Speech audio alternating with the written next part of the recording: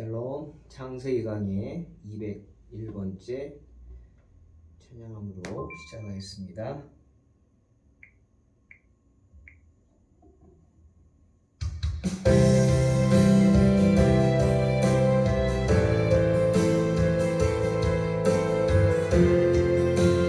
주님 다시 오실 때까지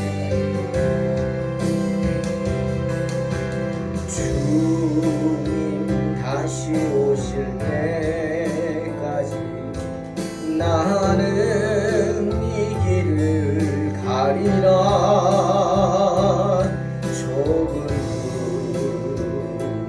좁은 길 나의 십자가 지고 나의 가는 이 길 끝에서 나는 주님을 보리라. 영광의 내 주님 나를 맞아주시. 주님 다시 오실 때까지 나는 일어나 달려가리라. 주의 영광 온 땅 덮을 때 나는 일어나 노래하리. 내 사모하는 주님 온 세상 구주시라. 내 사모하는 주님 영광의 왕이시라.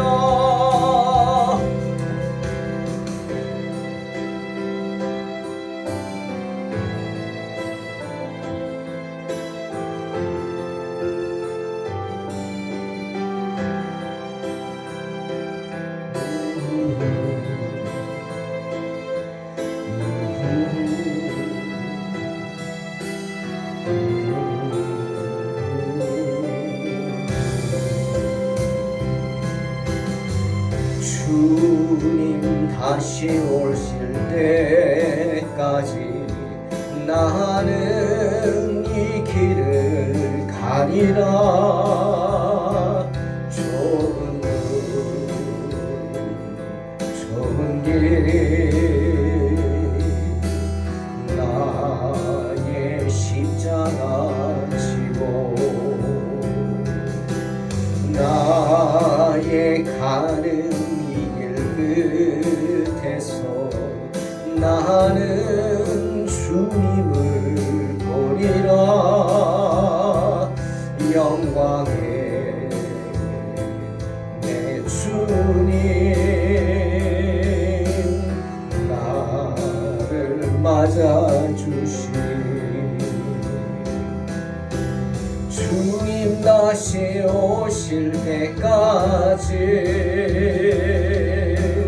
나는 일어나 달려가리라. 주의 영광 온 땅 덮을 때 나는 일어나 노래하리. 내 사모하는 주님 온 세상 구주시라. 내 사모하는 주님 영광의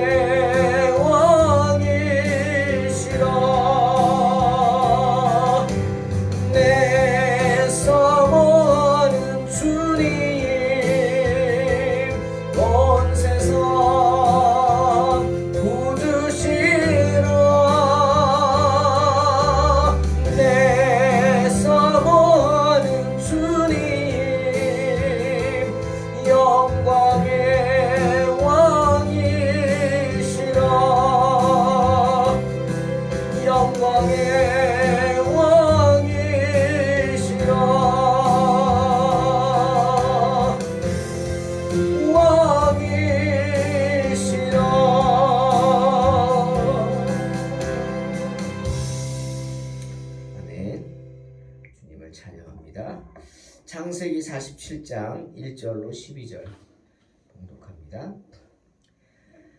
요셉이 바로에게 가서 고하여 이르되 내 아버지와 내 형들과 그들의 양과 소와 모든 소유가 가나안 땅에서 와서 고센 땅에 있나이다 하고 그의 형들 중 5명을 택하여 바로에게 보이니 바로가 요셉의 형들에게 묻되 너희 생업이 무엇이냐? 그들이 바로에게 대답하되 종들은 목자이온데 우리와 선조가 다 그러하니이다 하고 그들이 또 바로에게 고하되 가나안 땅에 기근이 심하여 종들의 양떼를 칠 곳이 없기로 종들이 이곳에 거류하고자 왔사오니 원하건대 종들로 고센 땅에 살게 하소서. 바로가 요셉에게 말하여 이르되 내 아버지와 형들이 내게 왔은즉 애굽 땅이 내 앞에 있으니 땅의 좋은 곳에 내 아버지와 내 형들이 거주하게 하되 그들이 고센 땅에 거주하고 그들 중에 능력 있는 자가 있거든 그들로 내 가축을 관리하게 하라. 요셉이 자기 아버지 야곱을 인도하여 바로 앞에 서게 하니 야곱이 바로에게 축복하매 바로가 야곱에게 묻되 내 나이가 얼마냐? 야곱이 바로에게 아뢰되 내 나그네 길의 세월이 130년이니이다. 내 나이가 얼마 묻되니 우리 조상의 나그네 길의 연조에 미치지 못하나 험악한 세월을 보내었나이다 하고 야곱이 바로에게 축복하고 그 앞에서 나오니라. 요셉이 바로의 명령대로 그의 아버지와 그의 형들에게 거주할 곳을 주되 애굽의 좋은 땅 람셋을 그들에게 주어 소유로 삼게 하고 또 그의 아버지와 그의 형들과 그의 아버지의 온 집에 그 식구를 따라 먹을 것을 주어 봉양하였더라. 오늘 본문은 형들에게 팔려서 애굽의 노예가 된 요셉이 20년이란 긴 시간을 잘 견디고 이기고 하나님의 축복을 받고 또한 그 축복의 기쁨을 누리는 그런 장면입니다.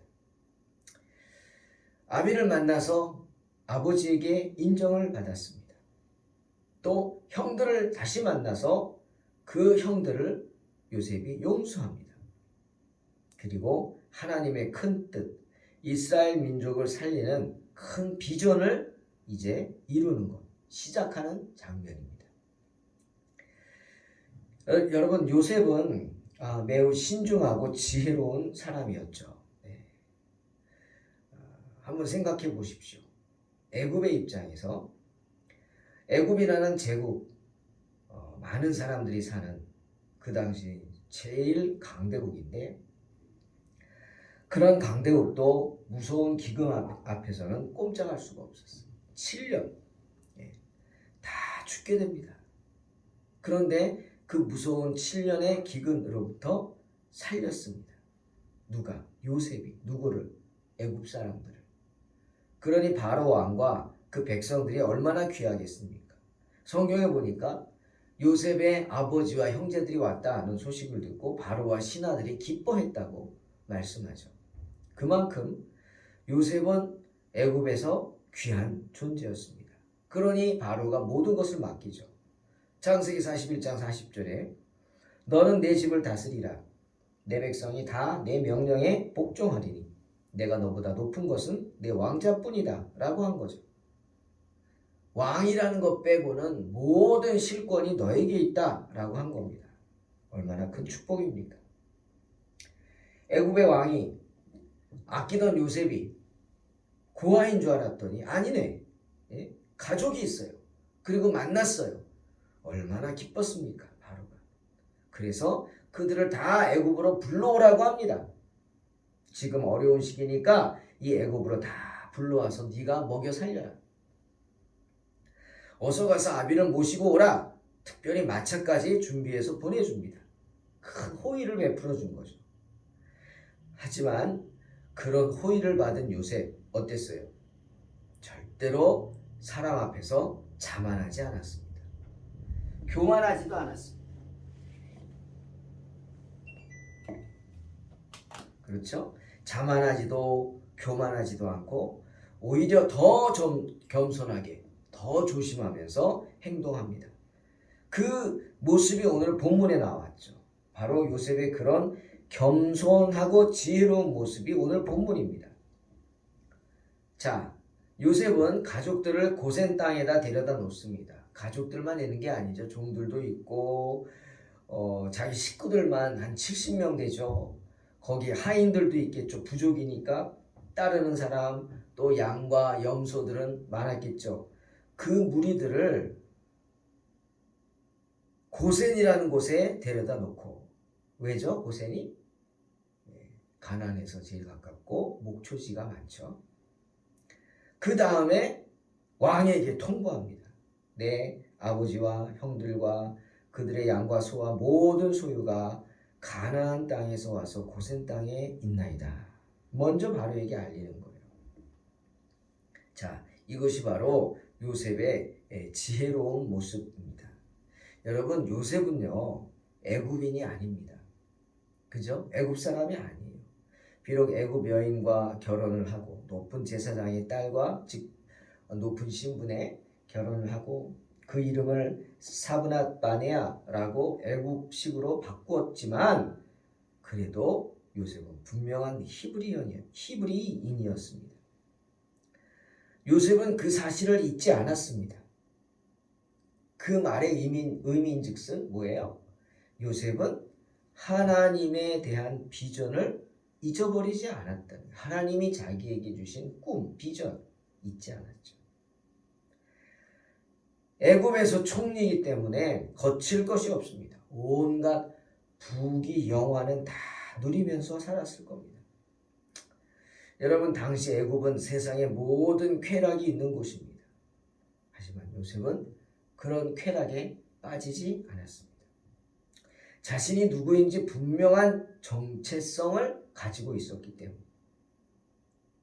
요셉은 그런 유혹에 흔들리지 않고 하나님이 자신에게 주신 꿈을 향해서 스텝 바이 스텝 한 걸음씩 한 걸음씩 나아갔습니다.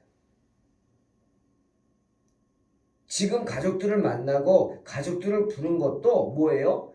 바로 자기에게 준, 하나님이 자신에게 준 꿈을, 비전을 이루기 위한 하나의 절차였어요.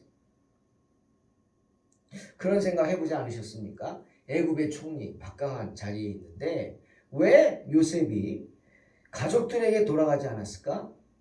부르지 않았을까? 찾아볼 생각도 안 했을까? 그런 생각이 들지 않습니까? 충분히 자기 힘으로 가족들이 어려우면 도울 수도 있는데 이제 가뭄이 있으니까 큰일이다, 내가 도와야지 하고 먼저 가서 찾을 수도 있는데 요셉은 그러지 않았습니다. 참 그게 바로 요셉의 놀라운 믿음이에요. 왜? 자기가 하려고 하지 않은 겁니다. 내가 나서서 하지 않은 거죠. 여러분, 참 중요한 사실입니다. 내가 하려고 하면 안 됩니다. 된다고 생각하죠? 그것밖에 안 됩니다. 하지만 내가 아닌 하나님이 하시면 엄청난 기적을 보게 될 줄로 믿습니다. 요셉은 자기가 나서지 않은 이유, 바로 아직 하나님의 때가 되지 않았다 생각했기 때문이에요. 그래서 기다렸어요. 기다리고 기다렸어요. 그런데 어느 날 요셉이 이렇게 기다리니까 하나님이 보여주십니다. 기근 때문에 많은 사람들이 곡식을 얻으러 애굽으로 오는데 총리 앞에 와서 곡식을 구걸하는데 아니 어느 날 10명의 사람들이 와서 곡식을 구걸하는, 딱 보니까 누구예요? 20년이라는 세월이 지났지만 형들이 알아보죠. 금방 알아보죠. 자기 앞에 무릎을 꿇고 엎드려 절하면서 곡식을 구걸합니다. 그걸 보면서, 그 모습을 보면서 요셉이 무슨 생각을 했겠습니까? 꿈 생각하지 않았겠어요? 자기가 꾼 꿈? 형들이 묶은 곡식단이 자기가 묶은 곡식단을 둘러서서 빙 둘러서서 엎드려 절하는 꿈, 그 꿈이 그대로 지금 20년이 지난 지금 이루어진 것입니다. 형들은 저 총리가 요셉이라고는 상상도 하지 못했겠죠. 하지만 요셉은 그 꿈을 생각하면서 깨닫는 거죠. 아, 이제 하나님의 비전이 이루어질 때가 되었구나. 그래서 더욱 그 후로 열심을 낸 것입니다. 사랑하는 성도 여러분, 요셉은요, 삶에 대한 분명한 목적을 가지고 있었습니다. 분명한 인생의 심지를 가지고 있었습니다. 이사야 선지자가 이사야 26장 3절에서 축복하잖아요. 주께서 심지가 견고한 자를 평강하고 평강하도록 지키시리니 그가 주를 의리 신뢰함이니이다. 맞죠? 심지가 견고하다는 것은 목적이 분명하다는 것이다. 우리 얘기했죠? 목적이 분명하다는 뜻이에요. 요셉은 그런 견고한 심지를 가지고 있기에 하나님의 때를 기다릴 줄 알았던 거예요. 자, 주님도 누가복음 9장 62절 손에 쟁기를 잡고 뒤를 돌아보는 자는 하나님 나라에 합당치 아니하다 하셨죠. 요셉 그 말씀대로 한 거예요. 뒤를 돌아보지 않으면 물론이요.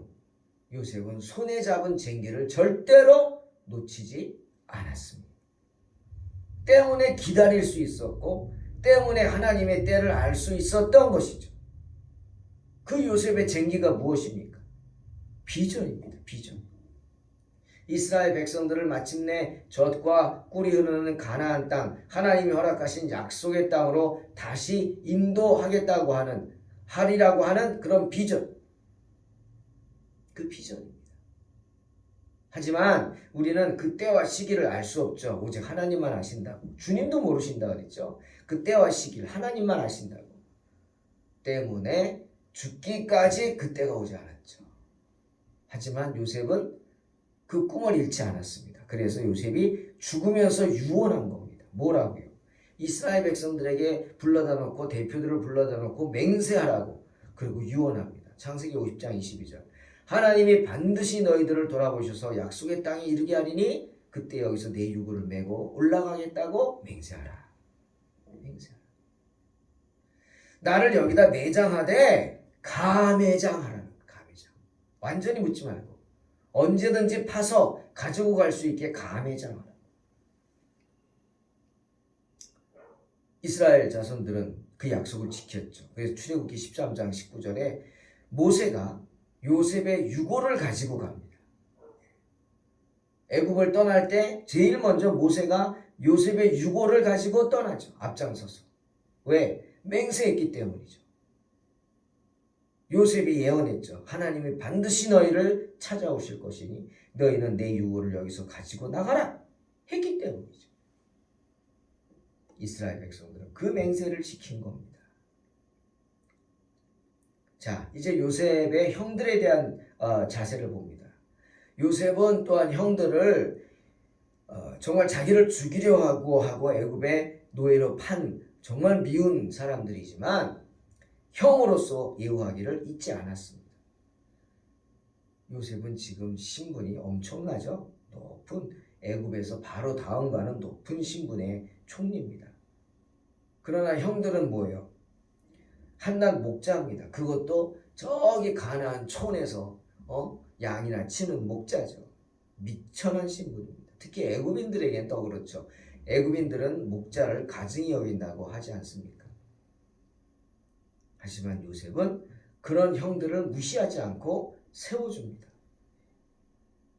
어떤 신학자가 이 부분을 주석하면서 이런 말을 하더라고요. 마음에 와닿던데요. 나무에서 자라난 모든 가지가 가장 높은 곳까지 뻗어나지는 않는다. 모든 가지가. 네? 그렇죠.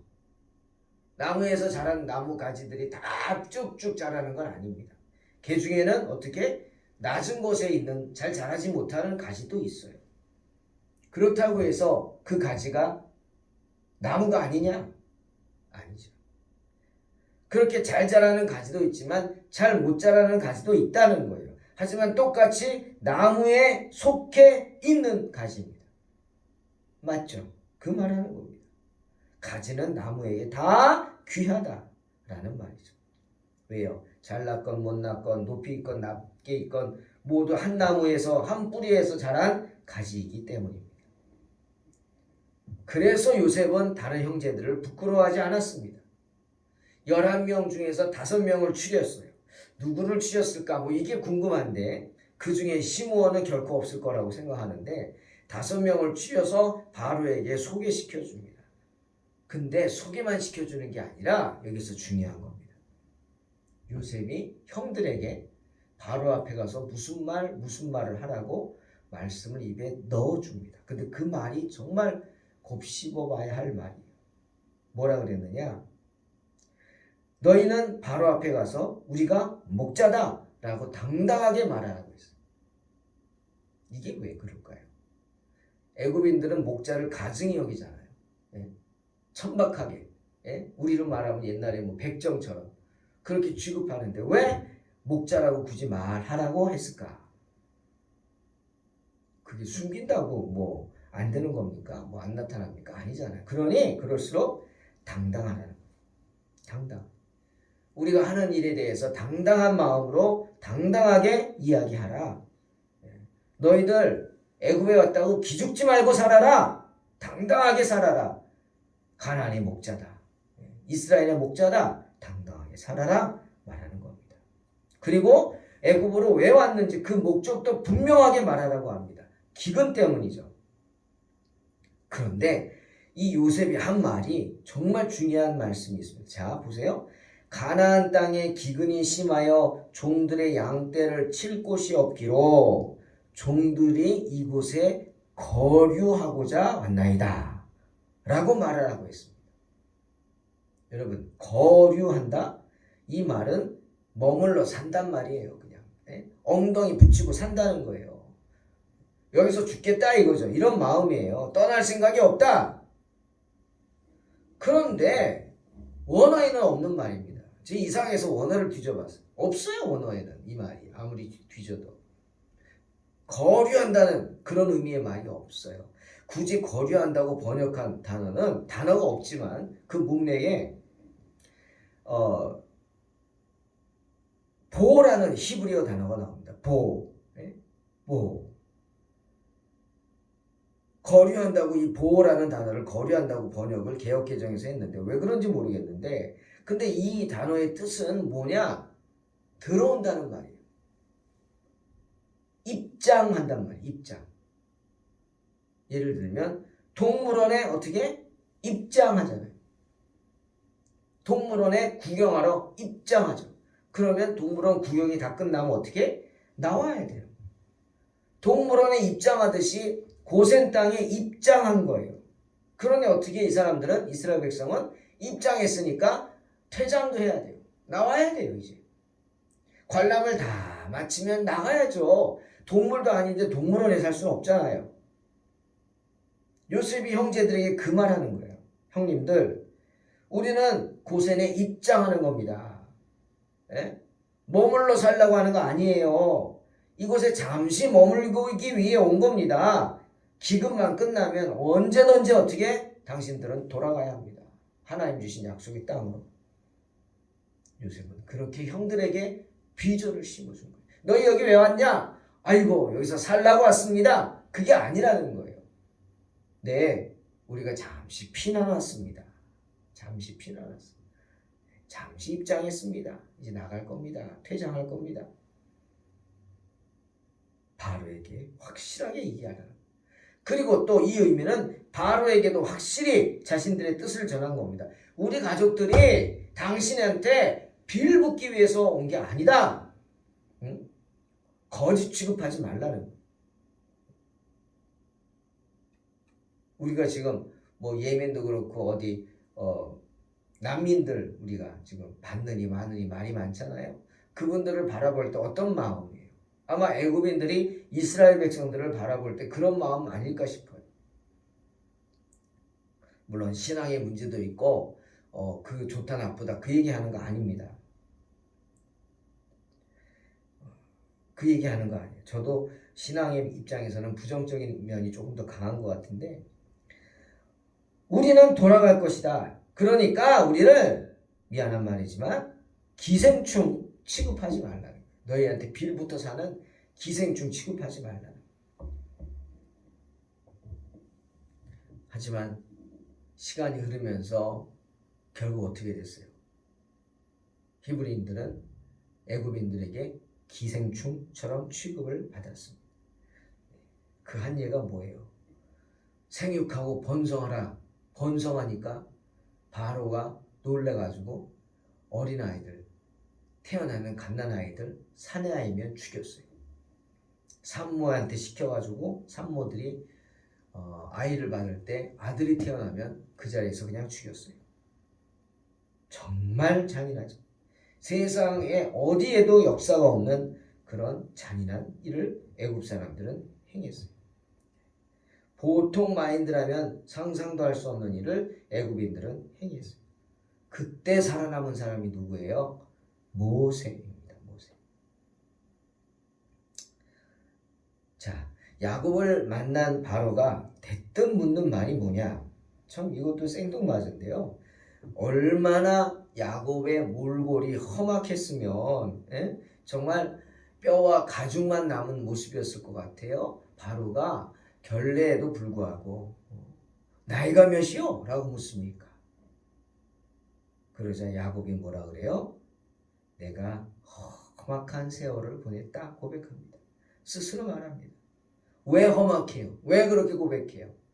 하나님하고 함께하지 않았기 때문이에요. 하나님과 함께하지 않고 혼자 살려고 혼자 쟁취하고자 하는 마음, 속여서라도 빼앗고자 하는 마음, 그렇게 꾀를 써서 형한테 나아갈 때 첩이 아들들 앞장세우고 시녀의 아들들 앞장세우고 더 앞장세우고 이러면서 자기는 빠져갈 궁리하고 이런 모습을 가지고 살았으니 매사가 고민이요, 매사가 걱정이요, 그냥 온 밤이 하얗게 지새는 밤이 얼마나 많았겠습니까? 그러니 몰골이 흉악할 수밖에 없는 겁니다. 왜? 하나님과 함께하지 않았기 때문에. 하지만 요셉은 달랐습니다. 야곱의 아들이지만 요셉은 달랐습니다. 비전이 있었기 때문에 그 많은 고난을 참고 견뎠어요. 그 감옥에서도 살 수 있었어요. 그리고 야곱은 지금 자기가 했던 일에 대한 결과들을 다 평생 받으면서 형제들끼리 싸우고 죽이려고 하고 막 팔아버리고 이거 나중에 봤을 때 그 마음이 얼마나 무너졌겠어요. 아들들 요셉 덕에 말년이 애굽에서 편하겠지만 그게 그냥 편했겠습니까? 이방에서 임종을 하는데. 하지만 요셉은 달랐어요. 그런 비전을 품고 그런 비전을 이루기 위해 살았기 때문에 요셉은 달랐습니다. 야곱과 요셉의 마지막 모습을 한번 비교해 보시기 바랍니다. 야곱이 죽어서 아들들이 그 관을 메고 가나안 땅으로 갔어요. 아브라함의 막벨라굴로 갔어요. 아버지 유언을 따른 거죠. 거기 묻어달라고. 가족들이 메고 갔어요. 하지만 비전을 품었던 요셉은 어떻게 했어요? 자기의 꿈대로 온 이스라엘 백성들, 수백만 명의 백성들 맨 앞에서 지도자 모세가 친히 요셉의 관을, 유고를 가지고 나갔어요. 하나님의 약속의 성취를 보라는 거예요. 다르지 않습니까? 바로 비전이 있는 사람과 비전이 없는 사람의 차이입니다. 비전을 가지고 하나님과 함께하는 사람과 비전 없이 자기가 하려고 하는 사람의 차이입니다. 이런 비전이 우리의 인생을 결정한다는 사실을 기억하시고 하나님께 큰 비전을 품고 승리하시기를 주의 이름으로 축원합니다. 기도하겠습니다. 하나님 감사합니다. 우리 인생 속에서 주님은 언제나 우리의 주인이 되시고 우리의 아버지가 되심을 믿습니다. 주님, 꿈을 주시는 주님, 비전을 품고 나아갈 수 있게 축복하여 주시고 언제나 그 비전 가운데 이끄는 대로 나아가 목적이 이끄는 삶을 살게 하여 주시옵소서. 주님만 바라보고 주님만 의지하오니 주님 우리를 붙잡아 주시옵소서. 예수님의 이름으로 기도하옵나이다. 아멘. 믿음으로 승리하시기 바랍니다.